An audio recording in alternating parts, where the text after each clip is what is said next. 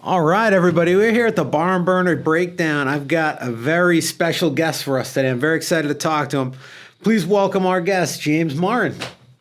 What's up, man? Happy to be here. Yeah, absolutely. Now, James, I met you through Direwolf or Hollow Ground Comedy Open Mic. Actually, before that, Witch's Brew, fellow comedian, also athlete, MMA fighter. But I knew from the comedy world, so I wanted to start maybe how long you been doing comedy for? And was that your first mic spot, Witch's Brew? Yeah, Witch's Brew was the first spot that I actually kind of got, consistently doing something. But before that, I took a class. It was in Cambridge, Laugh Boston, I'm pretty sure, yeah. And that was in 2019. So I think it was like 6 to 8 weeks or something where you just... you meet twice a week, 3 days. Yeah. I can't remember the exact. Pre-COVID, I can't remember dates. Yeah, what happened, But, it was good, learned a lot of good stuff. And then as I was, looking around, seeing what I could jump in for, COVID happened. So then I kind of fell to the wayside with that. And then, when I moved to Salem, I obviously went looking around. And I was actually surprised that there wasn't that much until Allison started getting that Witch's Brew thing going, Yeah, Witch's Brew was a great spot. I was kind of bummed when it closed down, but I'm glad she was able to pick up at least at another spot, which was cool.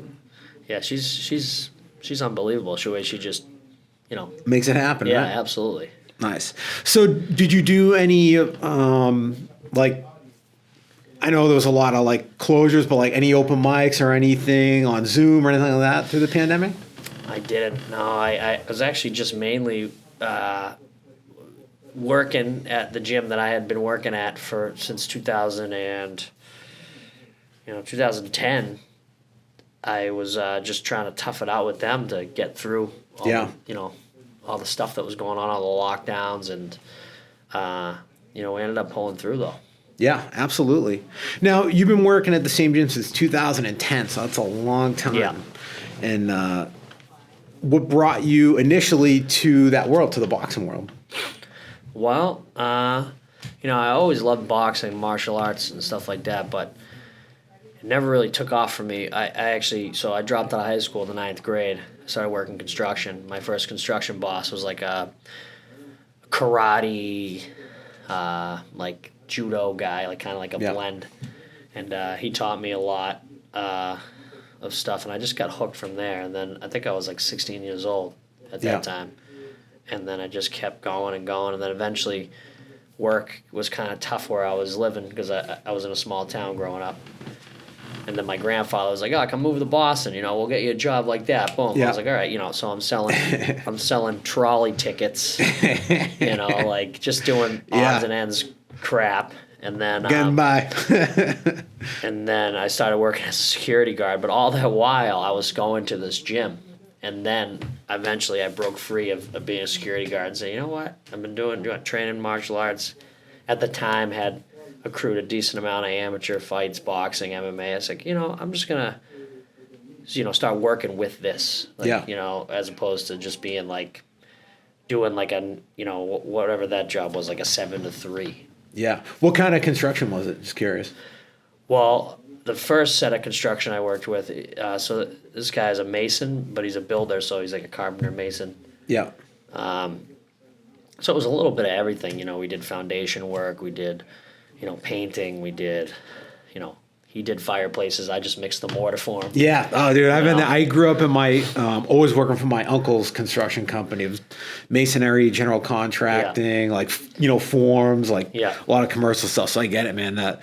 There's nothing like, mixing concrete wrong on a hot day getting screamed at. One of the guys that I used to work with, it's funny. So the dynamic was that the guy who taught me originally, he was if you could think of a yin and yang on a job site, it was him and his buddy. Yeah. Now his buddy was like martial artist as well, but just totally over the edge, batshit, or out of control rather.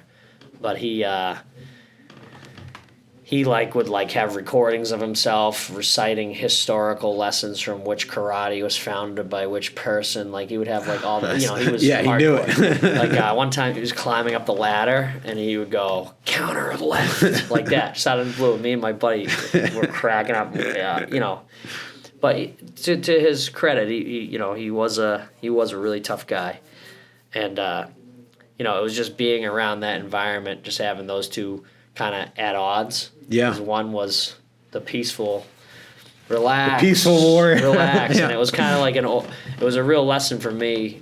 One night, or actually, one day on this job, we were doing a foundation on the hottest day of the year. It was 98 degrees out, and I'm 17 years old. And, he comes out of the truck and my boss is on one or something. He has his arms crossed. He's like, go clean. That's how he used to talk to. He's like, go clean up the wheelbarrow. Help John. I'm like, oh, I don't want to help John because John's going to freak out on me, the guy I was talking about. He's like, go help him now. I was like, what the? So I go over, I help him, and he's like, I don't need help. I was like, okay. He goes, what? He starts thrashing the wheelbarrow. I'm like, I should have stayed in school. Yeah, right. Oh my god, this is terrible. But great life lessons. Yeah, absolutely. And then from there, moving to Boston and all that, getting into martial arts after that, and just sticking with it, even if not 5 days a week training, just being with it in spurts, 3 days a week at the very minimum. Yeah, absolutely. Now, what was that transition like? So you moved to Boston, and was it I need to figure out just some other way to kill time as well? Was it or you knew right away going into Yeah, so after I had worked construction with those guys, I started going to a gym in Taunton before I moved to Boston, and I started training at this MMA gym called the Boneyard. Cool. And it was a bunch of old school local MMA fighters, professionals that ran the gym, and they had their own promotion. And I fought 2 amateur fights under that promotion, and then I moved to Boston, and my uncle's buddy was like, "Oh, you should come check out this gym." So I walk in the gym. This is the gym I work at now, Peter Welch's gym in South Boston. And I walk in there, and I had some decent understanding of how to throw some punches and stuff. Yeah. And I went in there and I wanted to spar so bad. I'm 18, 19 years old. I'm like, come on, just throw me in there. And, and I remember you had already had amateur fights at this point. I had 2 amateur MMA fights. Yeah. But boxing was a totally different beast. I didn't understand it really. Yeah. I was kind of I've sparred big guys before. I'll go in there and do whatever, blah, blah, blah. Yeah. And I jumped in there with a guy who was a little bit bigger than me. But he was just a recreational guy, just going in there and doing his thing, and I kind of beat the crap out of him. Yeah. And, Peter Welch was like, all right, well, it looks like you got some fire in you. So, and then after that, I sparred a lot of good boxers, good amateur boxers, good professional boxers, and they beat the crap out of me all the time. Yeah. Bad. Put me down, body shots. Yeah. Spin my headgear around. And I was like, wow, this is the level. You know, you go to an MMA gym and you spar. It's one thing, and then when you isolate a skill, like boxing, and you start doing that. And so specialized, right? Yeah. So the guys that are good at it, it's that level difference is pretty clear, right? And and they're all great and stuff, but there's just to even fathom there's a level higher than that. Yeah. Which is just outrageous. Yeah. But, the transition, it was good because it was convenient for me. I could walk to the gym. Yeah. Everything was kind of a train ride away at most in Boston, Yeah. Now, did you at any point want to, maybe focus just MMA or just boxing or do you feel yourself drawn to either or?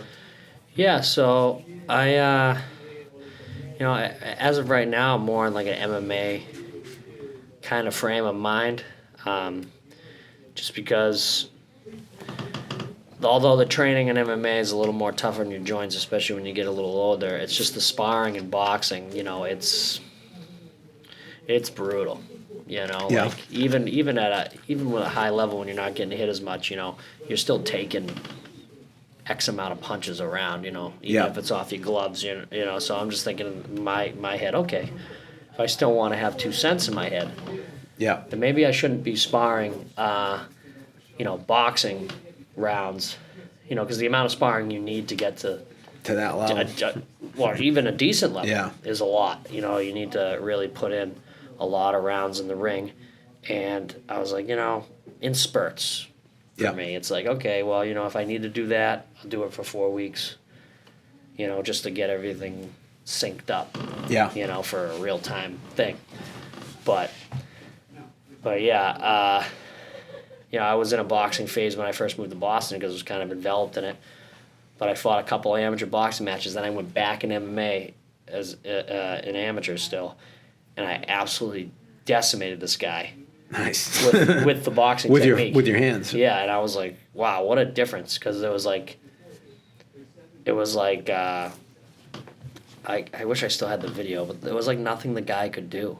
Yeah. You know, and he was 2-0, and I was 0-2 off of 2 decisions from before. And when I started training boxing, I jump in the ring, or the cage rather, and you know, this guy's covered in tats, you know, and yeah, just the boxing stance threw him off. Yeah. Because he was in there like squared up with his hands open like this, like he was trying to pat my hands And you just down. put it on him. Just smashed him in the face. But yeah, it was just and then went back into amateur boxing, back into amateur MMA, back into amateur boxing, and then I turned pro in MMA in 2013. And then sometime after that, I had a couple pro boxing matches too. So Nice. How many MMA fights do you have? 9 pro. Nice. Yeah. Oh, hell yeah. 2 pro boxing. Oh, wow. So that when you have like going back and forth between those, because they're both like specialties, like MMA, obviously like more skills, boxing, very specialized. Like, how do you find your timing, like going back and forth? Like, is it hard to go from, you know, obviously worrying about like takedowns and stuff like that, and now you're worried more so about like your defensive stance and everything? Like, how do you find that timing going back and forth? Well, I feel like when it comes to like the striking leading up to the fight, I feel like the boxing, for me, the boxing sparring is the most important, because it's like you're going faster, you're going harder. You both have headgear on, you both have big gloves on, so you're going faster and harder to receive that timing of that real, you know, the threat, you know, of the punches coming at you. And MMA, you will have some times like that too, but the majority of the training is a little more dialed down. You know, you got smaller gloves on when you're training. You got elbow pads, you got knee pads. But and the pace is different too, right? But I feel like there's like things that you could take from both. You know, and I think it's for most people, like whatever their specialty is, right? If it's a jiu-jitsu guy, maybe he'll have a day where he grapples hard with some really high level, you know, black belts, or whatever it may be, and then he carries that into his MMA training. So it's kind of like he's still a specialist, but he's trying to sharpen all these other edges to kind of.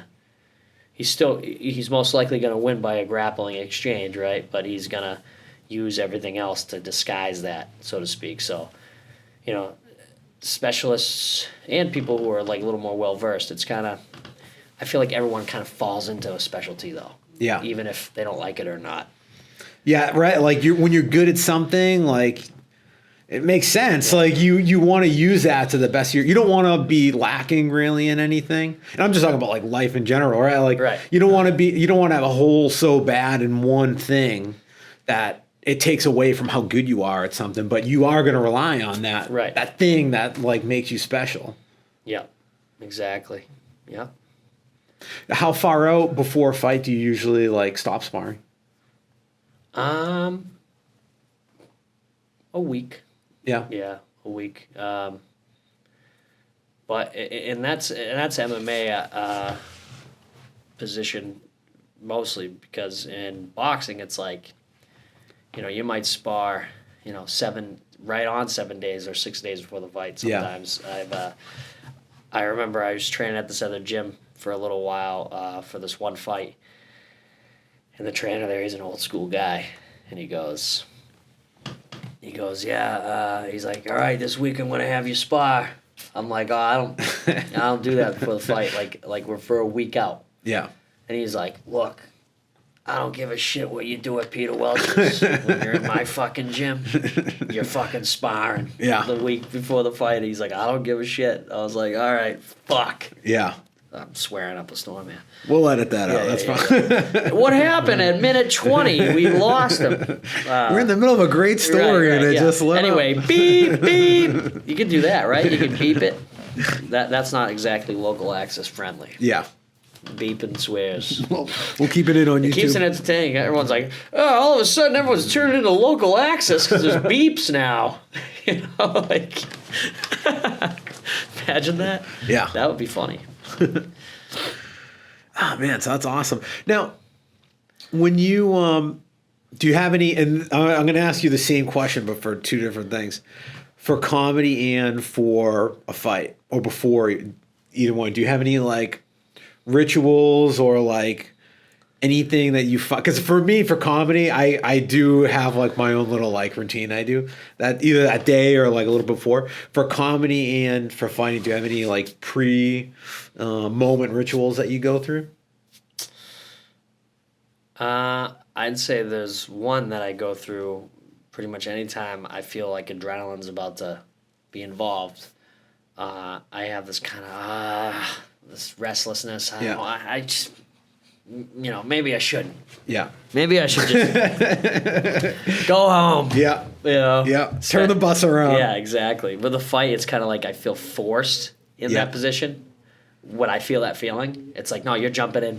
Yeah. You're jumping in. You're going. And then with comedy, it's like, sometimes I'm like, is the crowd okay? Yeah. I don't know. Will I make anybody laugh? Even though that's not even the point. The point is just getting out there. Yeah. Obviously writing stuff to make people laugh, but sometimes, the night's not the night, and you're not saying the right thing. Oh, my God. And your punchline. I feel like every night for me lately has not been the night, but I get it.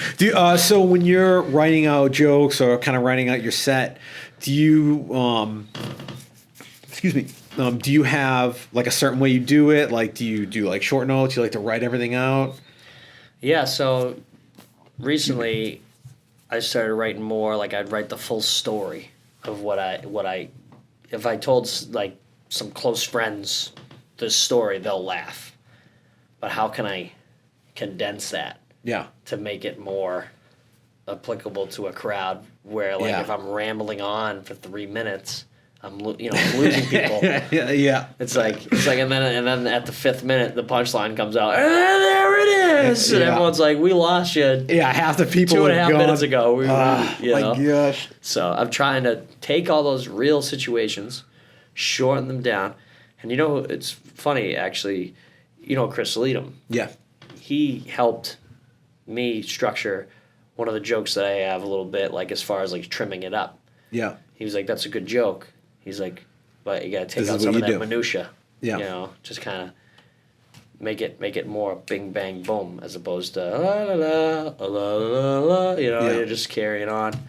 Yeah, you'd be surprised, and I'm no like pro comic. I would obviously love to be. I'm a couple of years in now at this point, but it's the trimming down process of it. For me, I actually sort of shifted my thought around it a little bit lately, because I've been trying to also do a little bit more like story stuff, and instead of like cutting it down, I've been trying to more so like make a joke about, like I'll write the whole thing out and then I'll like at certain points I'm like, oh, this is where it's getting a little bit longer. Like, what about this? Like, could I make a joke about? Or like, can I make a little pun or like a one-liner? And then that's still usually some of it or a lot of it's not funny. And then I like try to cut it from there. But I've been trying to like, when I write it out, because that same thing, I've been trying to write like the whole thing out. I've been leaving a space in between the line so I can like, not everywhere, but where I think it might be the right time to sort of like add something in. I got that little bit of space in there where I'll try to like fill it. And then it still sucks sometimes. I'm like, ugh. What's the worst bombing experience you've ever had? How big was the crowd? I gotta say the biggest bomb I think I've had was at the Hollow Ground, and it wasn't that big of a crowd, luckily. Yeah. So, but yeah, I think that was, yeah, nothing I said made anybody laugh. The whole place was as quiet as this room. Oh, I right love now. it. I and love you it. go up there and you just completely disintegrate. Yeah. And you just go, all right, well. See you later. And then, they laugh at you when you're leaving. Yeah. The old, like, what is go, that? all right, Dumb and well- Dumber line. Big gulps, huh? well- See you later. Wow, that was the funniest thing. You getting off stage. Oh, my God. And there's like, in my experience, anyway, there's two types of bombings.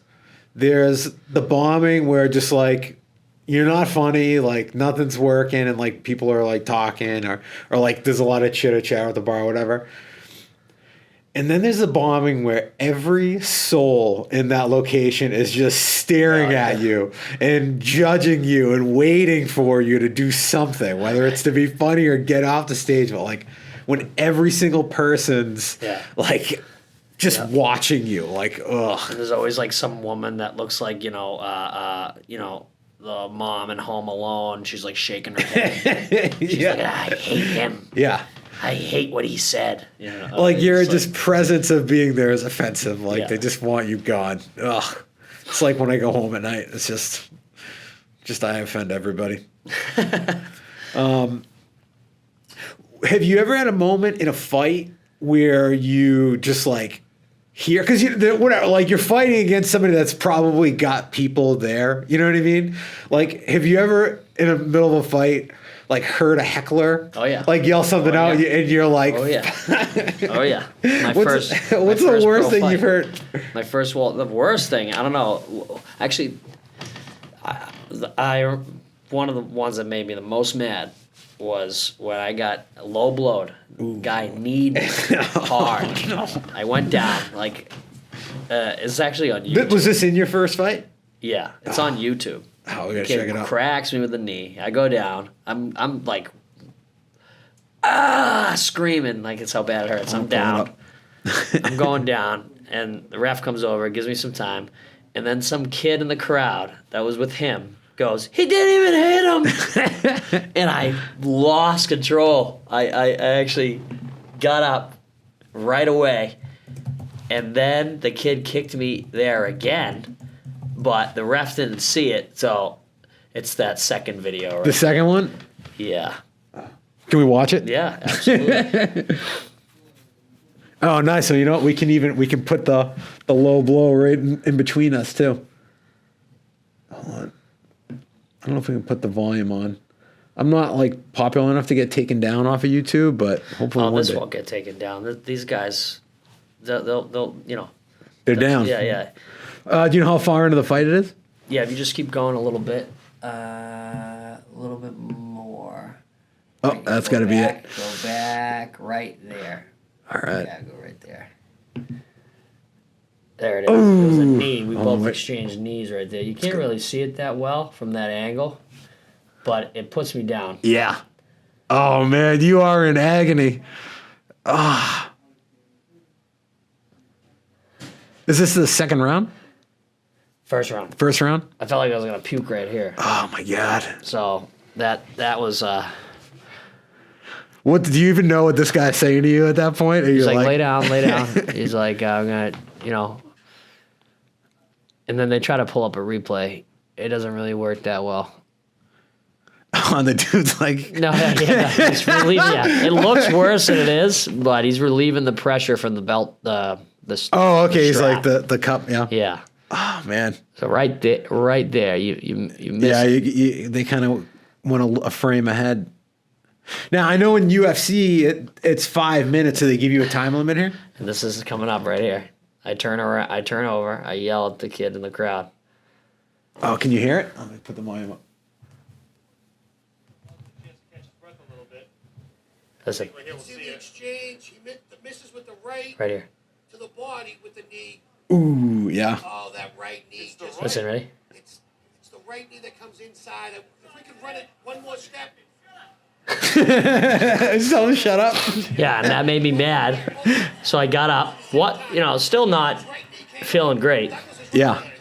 but I got up, and then watch. You see him do it again. And this is crazy to me because it's like he acts like he didn't, Yeah. which is like, it's not right. It's right here, right there. Boom. Oh my God. Yeah. yeah. And the ref didn't see it. Oh, you gave me that right hand though. Yeah. So. Oh hell yeah. Yeah. You can watch that with sound. It's pretty entertaining. Sometime, but yeah, that was.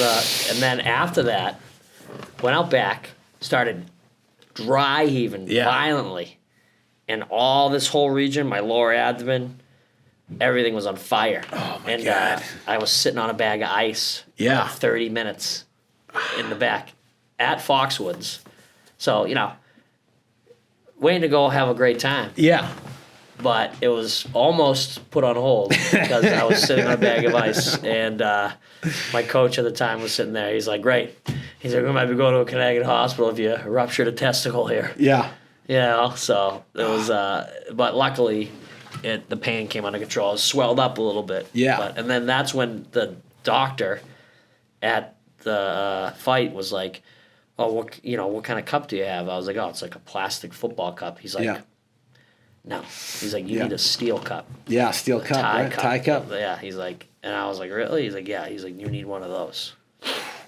Because that's the only way that can even remote, like, it's still gonna hurt, but it's like, it's like a bulletproof vest, Now you're married, right? Yes. Were you married at the time? No. Okay. Nope. I know my wife definitely would have been like, using that against my advantage. Like anytime I told her a bad joke, she'd probably give me like a whack in my swollen nut afterwards. Yeah, she's like, "Let me knee you there." Oh man. Yeah, that was a tough one. Now, you get fouled in a fight? Like for the most part, it's like people don't want to like you've worked to like not be a cheap fighter, I'm assuming. When you get hit a second time in the nuts in the same fight, in the same round, are you like, this is personal now? Yeah, like, you get mad. Yeah. Well, at least for me. Yeah. I get extra, like, rage. And I'm not, that's not always a good thing. Yeah. But I feel like when it comes to low blows, that's when things get a little... Can be very avoidable. Right. And, like, I've seen guys, on the higher levels that get low blowed and they may not take enough time. Yeah. They're like, I want to get back out there. But sometimes your nervous system's cranked. Yeah. It's not even the fact that you could be tired. It's like you get hit there, you're smoked. Yeah. You're done. Like you need to chill for a second, especially if it's a good shot. Yeah. So, but then when he did it again, I was already seeing red because that kid.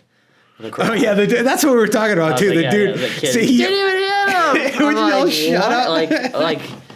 Like first of all, it would be tough to fake that pain. Yeah. Like it would be really tough to like sit there and just my thing hurts, my elbow or whatever, It would be tough to fake an animal low blow. It affects your entire body. Like most guys have been hit in the nuts, right? Like we all kind of know that feeling, but like getting hit in the nuts in a situation as crazy as an MMA fight is that's that it doesn't get crazier than that. With protection too, even though it's not the best, but yeah, I mean, brutal, absolutely brutal. But yeah, thanks, kid, for saying that. Yeah, right. If it wasn't for you, your buddy might have won. Yeah. Oh, so did you won the fight too? Yeah. Oh, hell yeah. Is it How many did it go the distance? Was it No, a finish? No, I cut him shortly after that clip. Oh, nice. We'll put that up on YouTube too. And they stopped it. It was a pretty. He was like a grappler based kid. Yeah. And he had done a lot of like local jiu-jitsu tournaments. He had some submissions under his belt, and he wanted to take his hand at MMA.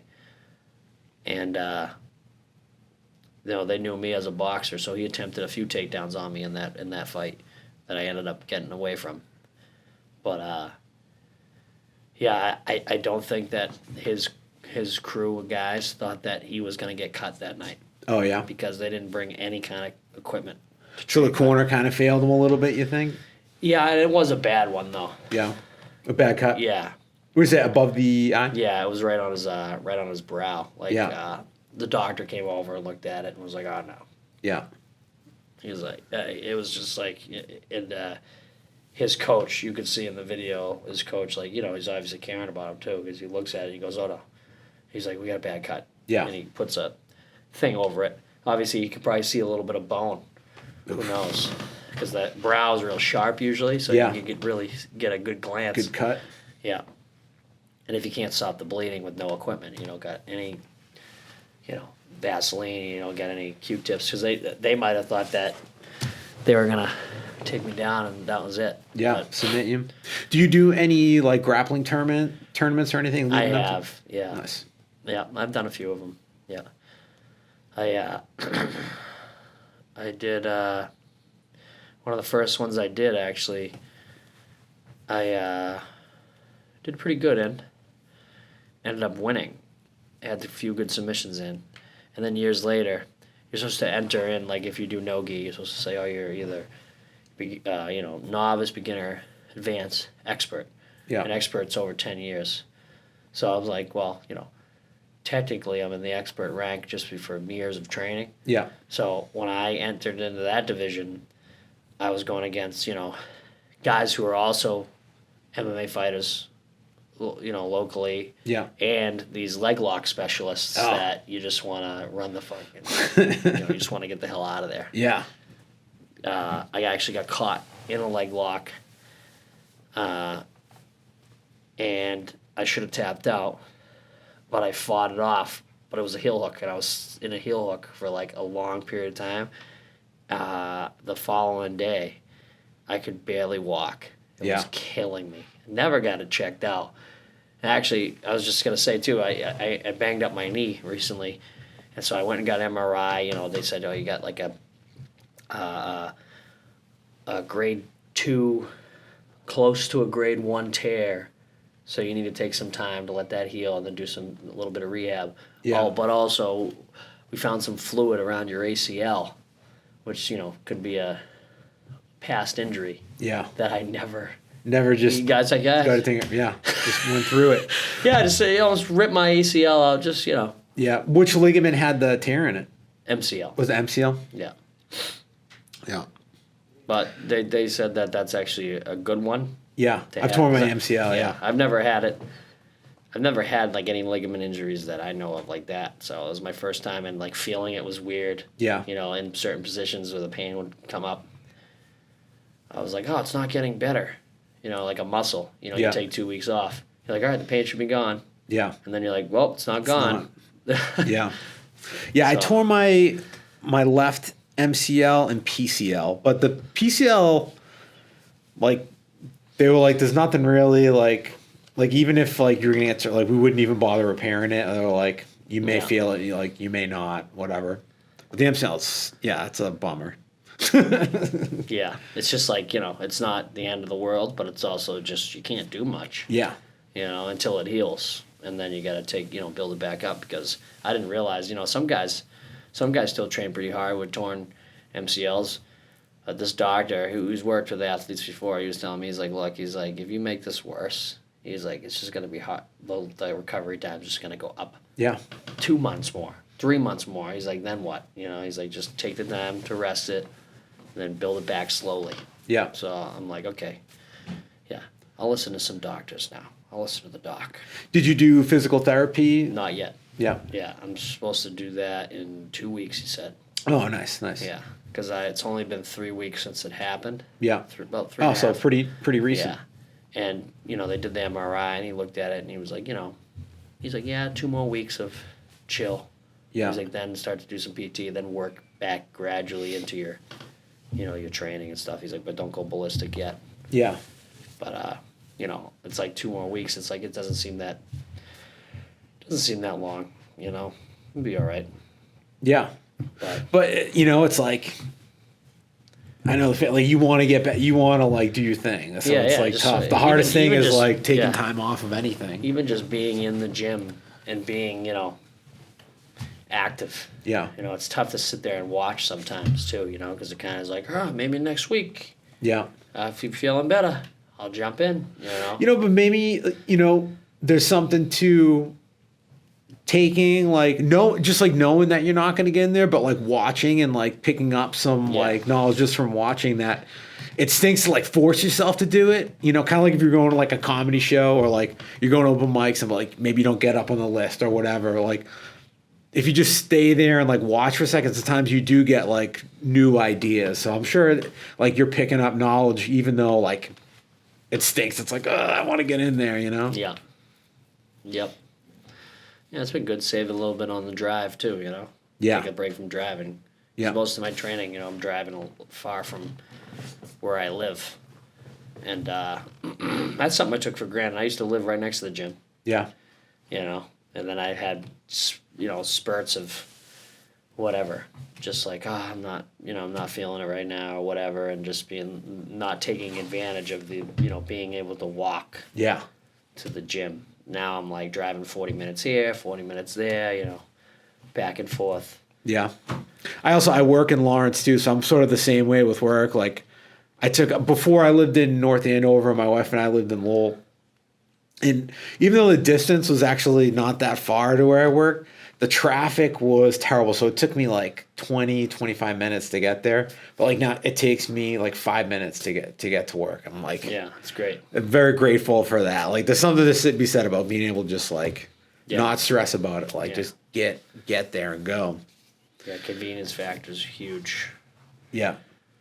But then again, there is like when you got to drive to it, you do appreciate it. You're like, you got to take the time to you got to like get in more. there.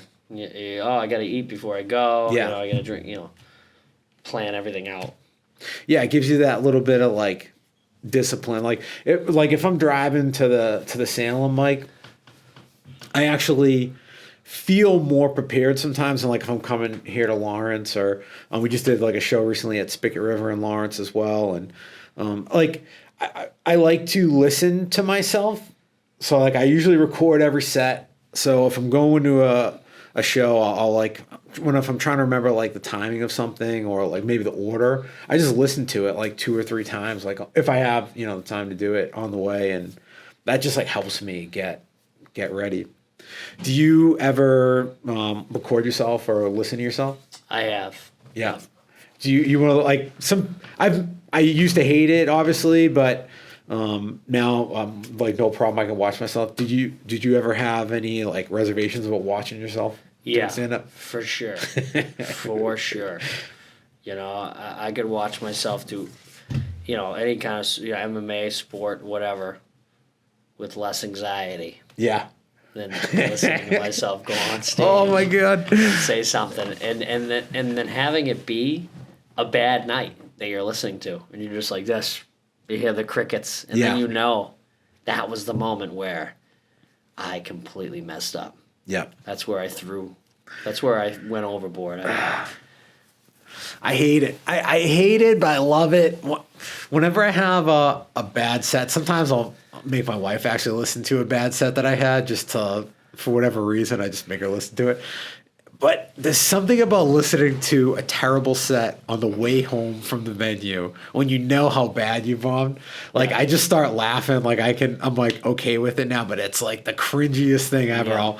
I'll know when something went really bad, like what joke, and I'll fast forward it, and then I'll be like, no, like you got to go back and listen to it. Yeah. You gotta get over it. But it's the worst. Yeah, especially in that room though, Hologram. Yeah. It's a man maker of a room. It can be a tough room because you're for going sure. in there and half the crowd is, I like that man maker. yeah, It does, yeah. Yeah, you go in there and half the crowd's there because it's like, oh, it's live music night. We're all just drinking, talking over it. Yeah. And then the other half of the crowd, you don't know who's going to be in there, right? Or you won't usually know who's going to be in there, but it's like a process of elimination. The more people there are, the chances of people laughing go up higher. If you're on for a good one, you know what I mean? Yeah. And then you get there and there's like 3 college girls who are there to be mad. Yeah. Or thought there was going to be like witches. Right. They go there and they're mad. Like there was these tourists that came in during like the October season, Yeah. and one of the guys who runs the bar went over to her and was like, "Hey," like, because she was like living in a tent in a chair. She had like her sweater like pitched a tent. Yeah. Just living in it, like sleeping. Yeah. And during the comedy show. So, and it was a pretty packed night. Like, Yeah. People were yelling, screaming, laughing. She's there sleeping in a tent made out of a hoodie. And the bar manager goes, "Hey, you can't sleep in here. Sorry." And she got so mad. Yeah. She stormed off, and she brought like 5 people out with her. Oh, wow. That's nice. So it's like, way to go. Yeah.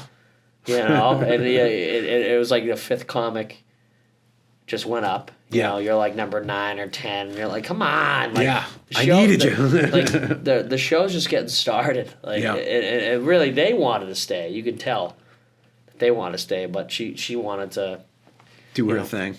take a nap in the bar. I don't know. It's just like, I don't know what's going on with that. You see some like crazy things as a comic. Like, I mean, I also, for a period of time, I bartended. So like, I've also seen like weird stuff bartending. But when you're on stage and you see like weird stuff happening, it puts you in a different place because you're up there with an objective. It's like, I'm going to get up here to try to make everybody's night enjoyable. I want everybody to have a great time. I want everybody to laugh.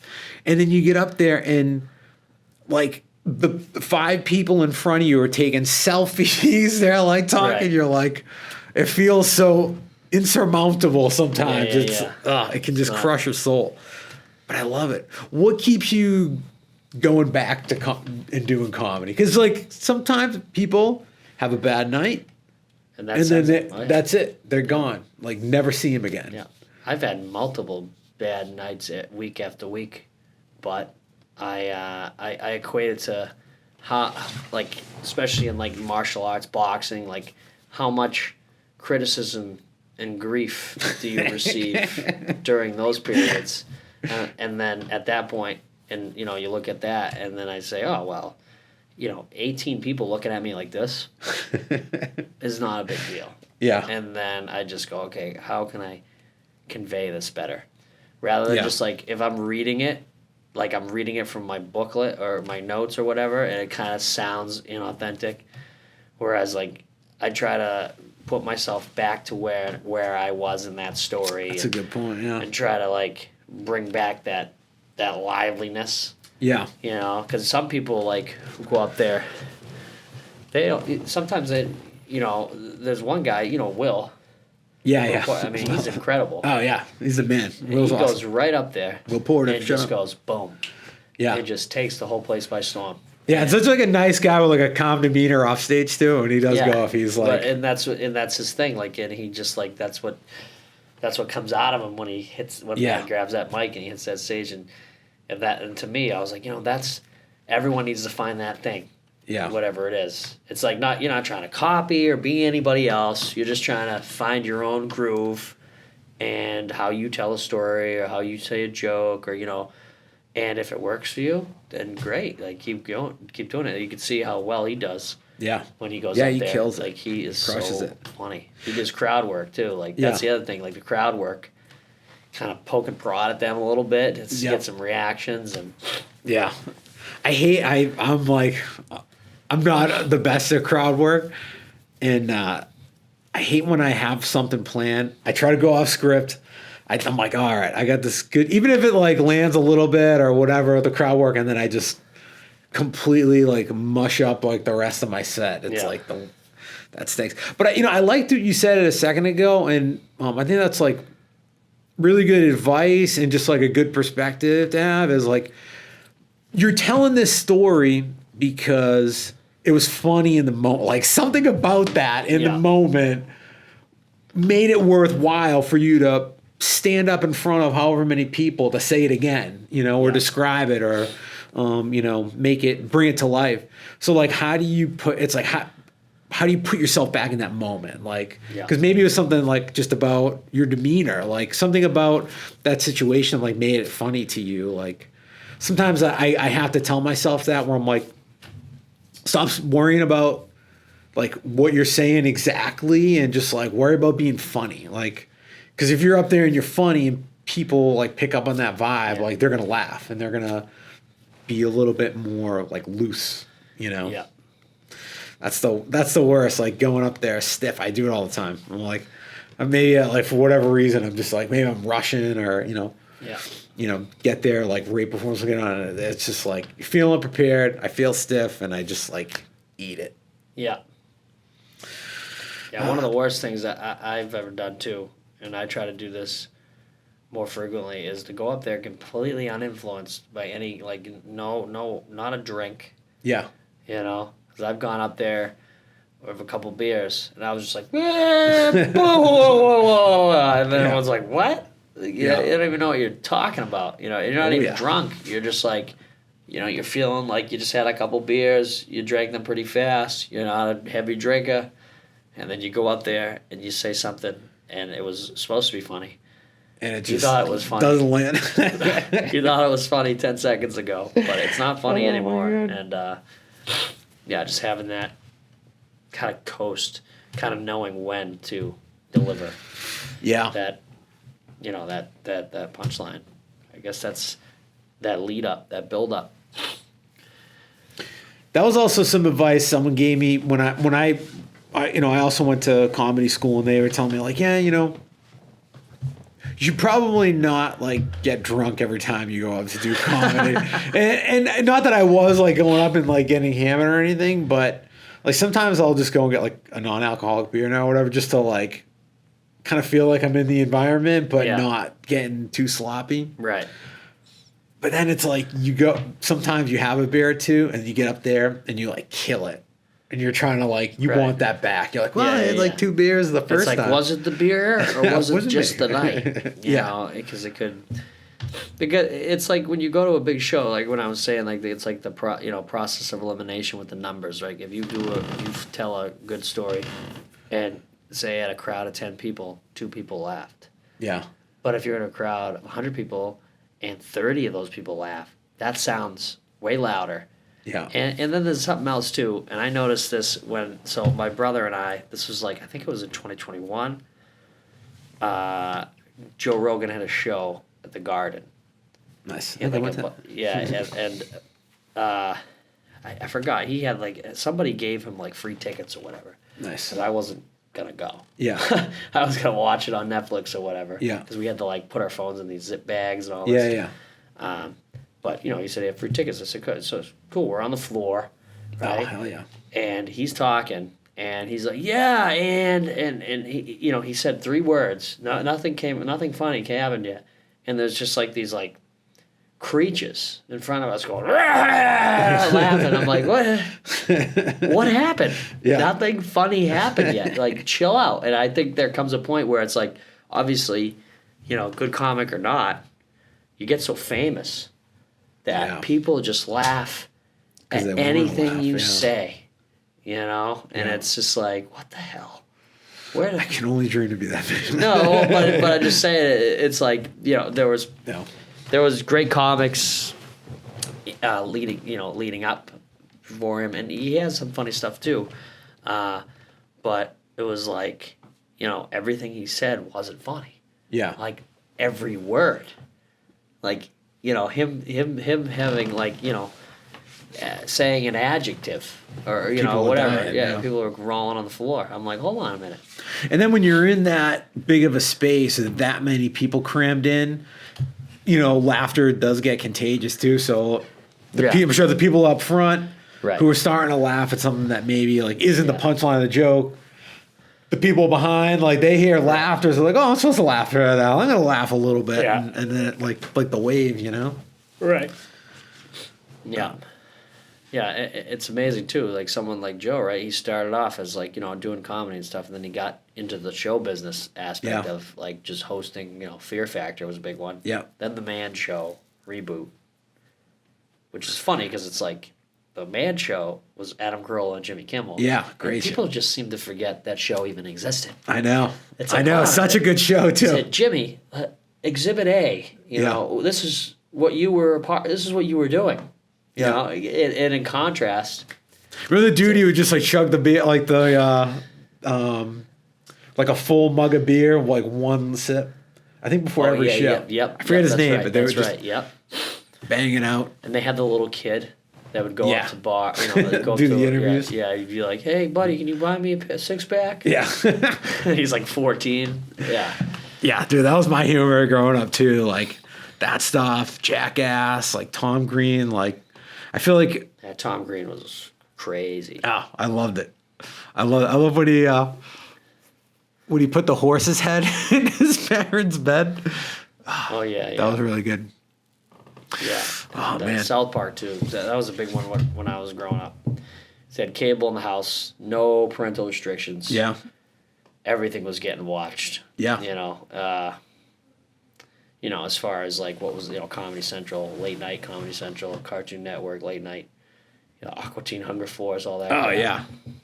Did you have how many siblings do you have? Younger brother, younger sister. Oh, nice. So the older brother. Yep. I'm the middle child. I'm one of three. I'm the middle child, so Oh, okay. I get away with everything. And Yeah, that's how it literally. Yeah, that's the blueprint right there. My brother, like, I remember we went to the same high school. I only lasted a year and a half in it. He graduated, but when I got in trouble, or sorry, when he got in trouble, the principal was like, "Sean, what are you doing here, buddy?" Just like kidding around with him. When I went to the principal's office, he's like nose to nose with me. Yeah. He's like, "You're suspended for 9 days. Don't come back." Yeah, we figured out a loophole to get out of trouble. Yeah. I have an older sister and a younger brother. My older sister got in trouble for everything. Yeah. My younger brother also got away with everything, but I don't know. I don't know how we do it. But we do it. We got like 5 minutes. I was going to pull up some fights that we could talk about for the weekend. Do you watch BKFC at all? A little bit. Follow it? You a Mike Perry fan or an Eddie Alvarez fan? I think that's this. I think they're fighting this weekend. I'd take Mike Perry for that. Yeah, you like Mike Perry in that? Yeah, I feel like that sport is just so much more natural for him. Yeah. Because he's got just like a lug nut, and he's got, he's just a dense guy. Yeah, I don't know. How is it that he all of a sudden he figured out that he is the man at this? Because he beat Venom Page. Michael Venom Page, who's a point fighter, really well known for his I guess you'd call it a karate style, right? In and out. Yeah. He took it to him. I think they went to overtime for that fight too. They did an overtime round. Just a really crazy, but you got him fighting Eddie Alvarez, who looked good. And I don't know if you saw his last fight against Chad Mendez, but he looked really good in bare knuckle too. So, and he's a legend. So I'm actually really pumped for that fight. There's the bare knuckle thing, and again, it's boxing, but not really. Yeah. Do they? I guess I should know the rule set better. Do you know? Do they clinch and do they? There's no takedowns. I don't think. Yeah, I don't know much about it. Actually. A buddy of mine, this kid, he fought at Game Bred. Oh yeah, but that's bare knuckle MMA, right? Bare knuckle MMA. Wow, which is even crazy. Yeah, crazier. He ended up knocking out the guy. Oh, nice. Jason Knight. He knocked. Oh yeah, ex UFC fighter, right? Or Bellator. Yep. Yeah. So Randy Costa. He knocked out. Oh, that's right. Jason Knight, who was a former UFC guy as well. Yeah. And man, Just like, so, Randy and I had done some training together years ago. He's from Taunton, which is right next to where I grew up. So it's like, I always make jokes to You him. said you're from Norton? Yeah. I always make jokes to him and a few other people. I was like, yeah, this is Bristol County. We're all pieces of garbage. This is all we got looking. This is all we got looking forward to us here. We do it well. There's a few guys like that. There's some tough guys from that area. But yeah, no, he knocked that guy out so bad. I was screaming on my phone. I was like jumping. Yeah. I was like, yes. Now finish him. Jorge, that's on Fight Pass too, I think, right? Did they have it on Fight Pass? No, it was actually for free on YouTube. Oh, okay. Which is interesting. Because I don't know. I still don't. I'm never clear on how to watch Bare Knuckle. Yeah. I always want to watch. I always see it on YouTube on the Yeah. clips afterwards, but I'm assuming they have some sort of pay model of it of some kind. But I always struggle finding it. Not all betting things, I don't know if it's DraftKings or one of those. Yeah. They don't even allow you to bet on it. Yeah, I actually wanted to bet on Perry Luke Rockhold, but we couldn't find a line on it, and at least on DraftKings anyway. But I think Perry was the underdog in that. I think he was, they still put odds up. I think they had him at Vegas had him at 2-1 underdog or something like that, and I think he broke his jaw or something. Did a lot of damage. So you got to think he's the favorite against Eddie Alvarez. But yeah, that's a good fight. So you like Perry in that? Yeah, for sure. That's the other thing I'm not 100% sure on is the number of rounds they fight either. Because I've seen them go. I think I've seen them go 5 rounds. Jorge's, I think, was that an MMA round? Was it three 5 minutes? Yeah, 3 5s with that. And I think, or I shouldn't say I think, because I'm not really sure. But do you know what the rounds are for just the BKFC I bare knuckle imagine. fight? I think they're 2-minute rounds. I'm pretty 2-minute sure. rounds? I'm not exactly sure, but Yeah. I would have. I mean, I'd imagine there'd be 2-minute rounds, just because of the sheer nature of it. Yeah. You don't have much time to to last. Yeah, a lot of if cuts, you will. right? Yeah. What's have you ever had a cut, a bad cut in a fight? Two. Yeah. Where were they? Here and here. Oof. Yeah, both elbows. Yeah. Was this one on your eyelid the worst of the two? Which one? They were both moderate. They weren't brutal. I mean, I had blood running down my face, but the elbows. It was funny. They didn't make me see stars or anything. It was just a quick little nick. Yeah. And then I touched myself and I saw blood. I was like, oh crap. Yeah. It was kind of it just happened. Yeah. Really a little quick sharp. Yeah. Brutal. Fun stuff. Yeah. Oh my gosh, man. That's crazy. Yeah. How many stitches? Not a ton. I probably maybe 10 on one and maybe 12 on the other. Yeah. I think something like that. Wow, man. That's crazy.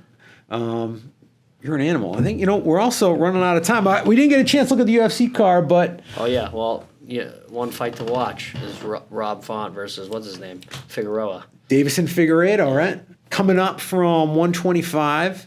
He's fighting for 130. Probably, close to a title contender fight as well, right? Because Davison's a huge name. He's, just a tough fighter. Everybody knows who he is. Former champion. Rob Font, a badass from Lawrence, Massachusetts. So you're right. That is a very exciting. I actually don't even think I realized that fight was on this card until a couple days ago, and I was sort of investigating it. But that could be a main event, really, in oh yeah, really any card. Oh, yeah. So that's awesome. Yeah, I think Rob takes it. Yeah, absolutely. Call me biased, but I feel like he brings that kind of boxing look to the table. Yeah, good job, And right? that's what throws a lot of these guys off. When Yeah. you come up there with, on top of everything else. Yeah. But you bring up a good foundation of good stance work, good hand position, and you can see it in all his fights. Yeah. For sure. When you see a guy like Rob Font, somebody, local to the area, like somebody that is, clearly like a leader on their team, right? Like he just has been there, done that. Like, what does that sort of do for you as far as like something to like look towards, somewhere to like sort of like inspire you to do something, like being around those types of guys, like that's going to be just like an amazing experience, right? Yeah. And for them, it's really the work speaks for itself, as opposed to like, letting everybody know what's happening. There's a lot of people that have like, and again, like I understand for fight promotional purposes, you got to have a camera following you around a little bit, to show you a little bit. But there's a big difference between doing something like that and then people that it's like they got a GoPro on their head. You know what I mean? It's just like just get in there, do it, do the training, and then let that speak for itself. Yeah. And that's what's super, admirable about all those guys. They just go in there, they grind. Yeah. I mean, the Saturday sparring that they have is grueling. Yeah. It's 8 5-minute rounds of work, and it's tough, man. Yeah. It's tough. Yeah. There's a lot of top New England guys in that room. Yeah. And I feel like too, this is, I don't know if it's like a New England thing specifically, but like you see it come through with like those guys because you always see them on TV, right? But like that, like do your job attitude. Like I love whenever I see like a promo coming on for like Rob Font or like Calvin Kattar, like in the UFC, like I know there's going to be something that's going to remind me of like that Belichick mind frame where it's like we're getting in there, like we're doing our thing, like we put in the work, and you're going to have to like take us out to get us out. And it's just like, it's amazing, right? It's and like you said, that whole like that kind of New England vibe. Well, people don't realize too, especially who don't like reside here. You got a lot of people, good people here in Massachusetts, good fighters. You got the gym up the street. Rob and all those guys, right? But then you got gyms in South South Shore area who got great guys. Yeah. Like Lazon's gym. South Shore Sports Fighting. You got Triforce in Rhode Island. You got FAF or FA, one of those gyms in Connecticut there. And then there's another gym, Glover Texera, the former of course, right? heavyweight champ, or light heavyweight champ. Yeah. His gym in it's Connecticut. in Danbury. I was Danbury, Connecticut or something like that. Yeah, so, and New Hampshire's got some gyms. So it's just like the whole, Maine also, Maine has a gym that's No-Sos MMA. They got a good crew of guys. So it's just like, there's all these like, it's like a hive of good fighters just in the, in the scene getting good, and a lot of people outside of that don't realize it. You know what I mean? Like you go to Florida, it's like everyone's transplanted. Yeah. Training at American Top Team, training at this gym, that gym. It's like they're not from there. Yeah. Whereas all these gyms, most of the people who are here are from here. Yeah. So it's a whole different animal. Yeah, and it's almost like, when you put it like that, I know like growing up playing sports and like you play against other cities or other kids, like when you grow up with them, like you want to outdo them, and it does make you like tougher, and it drives you, I think, a little bit to like want to try to beat people that you like grew up around in a scene or just know. So I bet there is a lot of that in like just the New England scene. Like be like, oh yeah, the dude from Maine that's been like tearing it up there. Right. Like like I want him, right? Right. Or everybody, for the most part, like everyone knows each other. Yeah. For the most part, everyone, especially in Massachusetts and Rhode Island, it's like everyone knows who everybody is, and you won't really see like a big mega fight unless it's something out of necessity, like it's got to happen. Yeah. Like hey, you're number 2, he's number 3. In order to get to number 1, you two have to fight each other. Yeah. You both had culminated enough wins now to where Okay, you're winning 3-4 in a row. You're winning 4 in a row. You know, you guys want to take a shot at the title? Well, then you're going to fight each other Yeah. first. You know? And then that's when people go, all right, well, you know, we knew this day was going to come. We just didn't know when. But we knew it was coming, especially when you're climbing the local ranks and you have to, you know.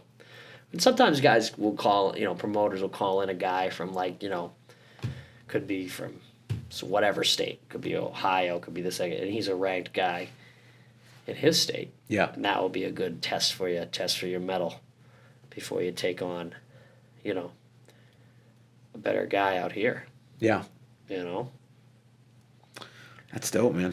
Yeah, it's like the Mortal Kombat. Hey, right? I swear I was just thinking the same thing. It's like that, you know, you got to get Shadow Khan or whatever. Yeah. Awesome. Well, James, thank you so much for coming in, dude. I had a great time. Learned a lot, listening to everything you had to say, and I hope you come back one day to join us again. Absolutely, man. For Awesome. sure. Guys, Thank you. do you have anything you want to plug or any social media? You know, you can find me my social media, James Murrin, Murrin. It'll be it's a picture of me with gloves on, like an old fight picture.